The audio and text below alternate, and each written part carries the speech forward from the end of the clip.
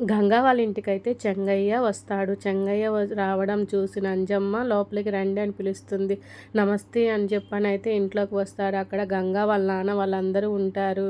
నేను లోపలికి వచ్చాను కదా, నేను కూర్చోవచ్చా అని చెప్పనైతే చెంగయ్య అంటూ ఉంటాడు. అంజమ్మకైతే వీడెందుకు వచ్చాడు అని చెప్పని అర్థం కాకుండా ఉండిపోయి చూస్తూ ఉంటుంది. సరే నేను కూర్చుంటున్నానని చెప్పనైతే కూర్చుంటాడు. నేను ఎందుకు వచ్చానంటే పెళ్ళికి పిలవడానికి వచ్చానని చెంగయ్య అంటాడు. ఆ మాటలకు గంగ అయితే షాక్ అవుతూ ఉంటుంది. అవునమ్మా, మీరు విన్నది నిజమే, నేను నా కొడుకు గంగాధర్ పెళ్ళికి పిలవడానికి వచ్చాను అని చెప్పనైతే అంటాడు. ఎన్ని బంధుత్వాలు ఎన్ని గొడవలు ఇవన్నీ పక్కన పెడితే ఎదురుగా ఉన్న వాళ్ళం కదా, పిలవకపోతే ఎట్లా అని చెప్పనైతే చెంగయ్య అంటూ ఉంటాడు.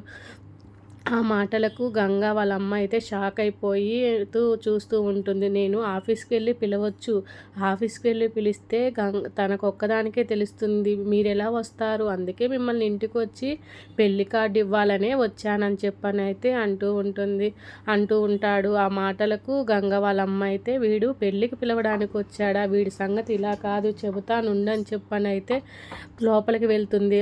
అంజమ్మ లోపలికి వెళ్ళడంకి గంగకైతే ఎందుకు వెళ్ళింది అమ్మ లోపలికని చెప్పనైతే అనుకుంటూ ఉంటుంది. ఇంతలో అంజమ్మ లోపలికి వెళ్ళి ఒక రోకల బండి అయితే తీసుకొచ్చి చెంగయ్యనైతే కొట్టడానికి వెళ్తూ ఉంటుంది. ఇంతలోకి గంగ వాళ్ళ నాన్న అయితే అడ్డు తీస్తాడనమాట. కొట్టొద్దమ్మా కొట్టొద్దంటే ఏం చేస్తున్నావు నువ్వు, ఏం చేస్తున్నావు నువ్వు, ఏంది మీదకు వస్తున్నావు అని చెప్పనైతే చెంగయ్య అంటూ ఉంటాడు. నా కూతురు జీవితాన్ని నాశనం చేసి విడదీసి నువ్వు మళ్ళీ నా కూతురు దగ్గరికి వచ్చే పెళ్ళి పిలవడానికి వచ్చావా అని చెప్పనైతే అంటూ ఉంటుంది.